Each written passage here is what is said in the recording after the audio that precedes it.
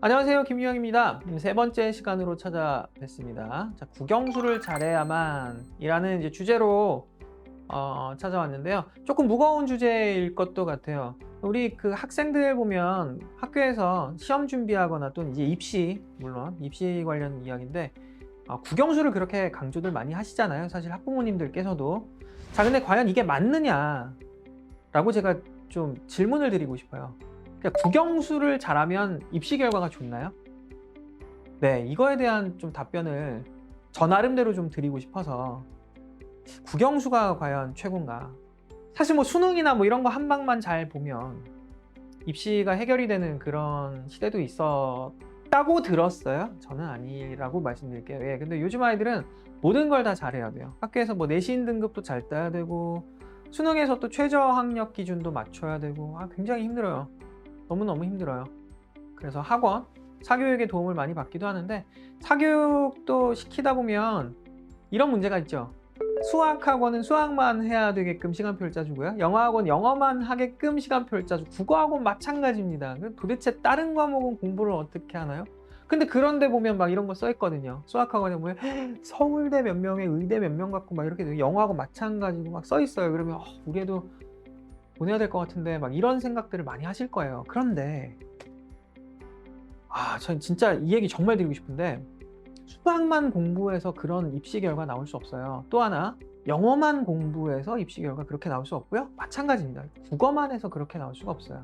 아까 말씀드렸던 대로 다 잘해야만 그런 입시 결과가 나옵니다. 그 학원이 걔 보낸 거 아니에요. 결국에는 아이가 잘한 것도 있어요. 모든 걸 골고루 잘해야 되는 시대에 왜 국영수만 그렇게 강요를 하느냐. 여기에 대해서 참 많은 생각들을 해봤어요, 저도. 그래서 인터넷을 한번 찾아봤습니다. 왜 다들 국영수 하는지.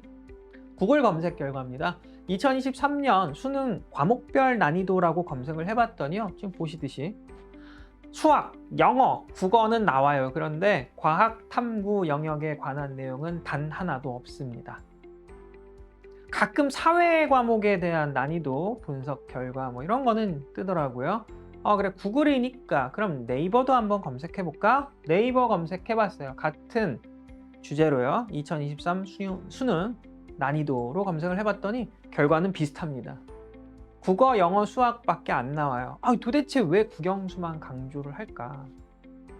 제 결론입니다. 이거 기사 쓰시는 분들이, 우리 기자분들이 사실 지금은 문이과 통합시대라고 얘기를 하지만 문이과 경계가 있잖아요. 문과라서 그런 거 아닐까요? 근데 어찌됐든 사회적으로도 사실 국영수만 그렇게 강조를 하다 보니까 상대적으로 많이 등한시되는 과목 중에 하나가 과학이라고 보여집니다. 이게 이공계열 쪽으로 진학을 하고자 하는 학생들한테는 굉장히 필수 과목임에도 불구하고 자금의 이런 사태가 좀 많이 안타까워요. 그래서 과학이 얼마나 중요한지에 대해서 제가 몇 말씀을 드리고자 합니다. 우리 아이들 학교 가면 학교 내신을 산출하게 되어 있는데요. 그 내신 등급제라는 걸 알고 계실 겁니다. 1등급에서 9등급까지 나누는데 1등급은 보통 이제 4% 상대평가니까요. 그 다음에 2등급은 거기서 7 더한 11% 정도까지 이렇게 잘라서 9등급으로 아이들을 마치 소고기 등급 매기듯이 이렇게 등급을 매기는데 이게 어떻게 산출이 되느냐. 우리 지금 보시면 학점수라고 돼 있잖아요. 학점수가 뭐냐. 대학교 때 그 학점수하고 똑같아요. 네. 학점수가 많은 과목이면 우리 수업 시간이 많았잖아요. 예전에는 이게 어떤 말이었냐면 이수단위라고 나왔었어요. 단위수, 이수단위. 근데 이제 말이 바뀌어서 학점수라고 바뀌었는데 이 학점수에다가 과목별 등급을 곱해요.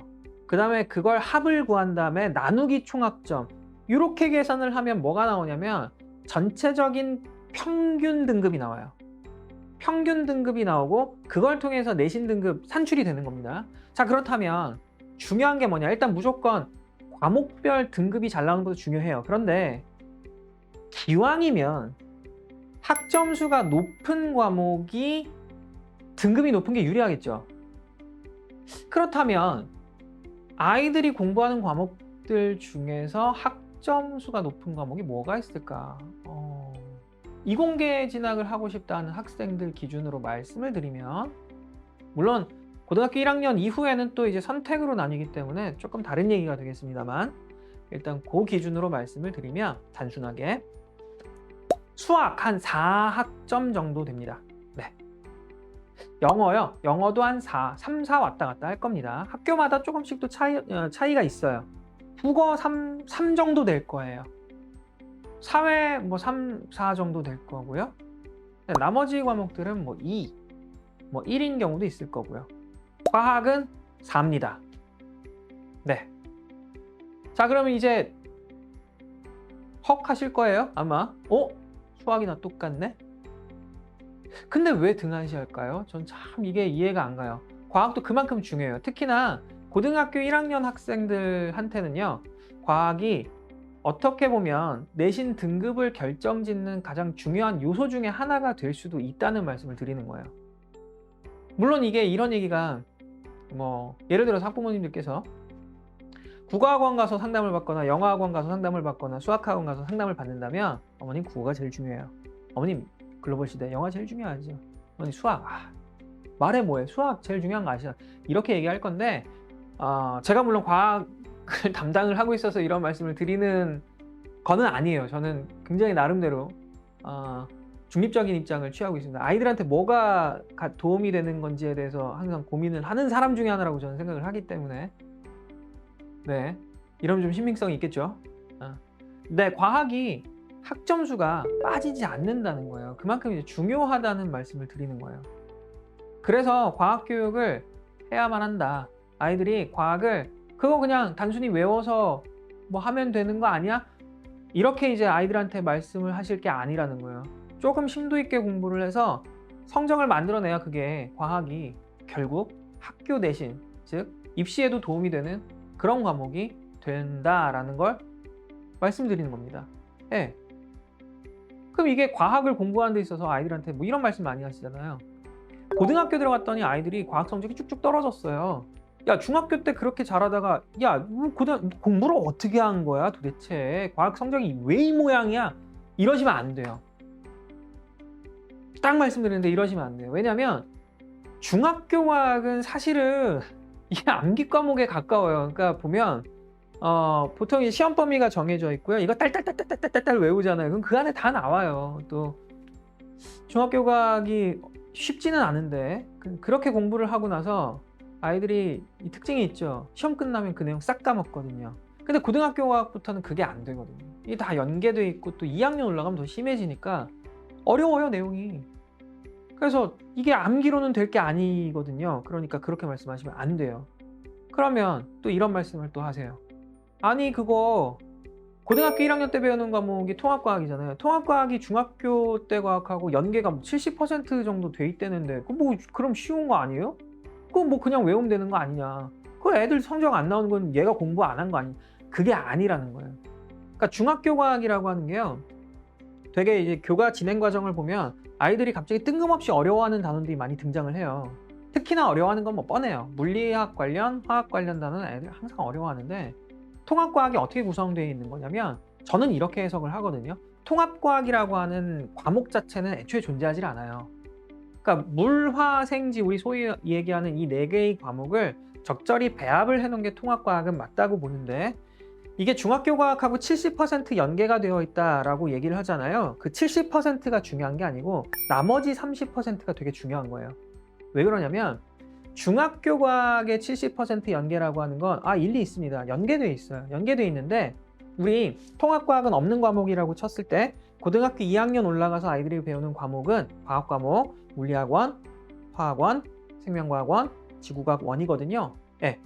요 과학들, 요 원과목이라 보통 우리가 부르는 그 과학들 내용 중에 아주 쉽게 내용 딱딱딱 쳐내서 일부만 쏙 들고 떼내가지고 발췌해서 중학교 과학에 실어놨단 말이에요.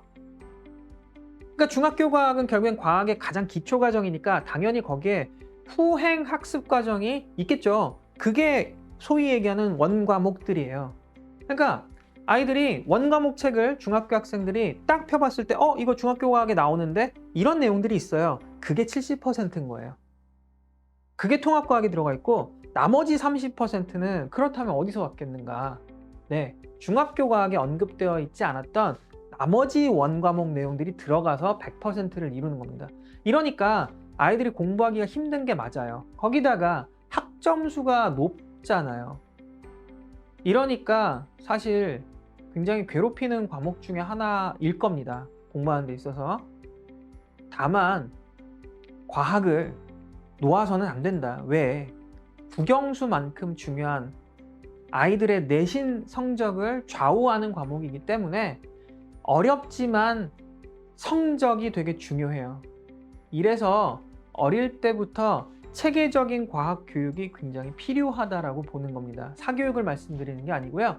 학교에서부터 배우는 과학들, 혼자 탐구하는 과학들, 고등학교 진학해서 배우는 새로운 과학들 전부 다 유기적으로 통합되어야 아이들이 과학에 대한 학습 부담을 덜고요.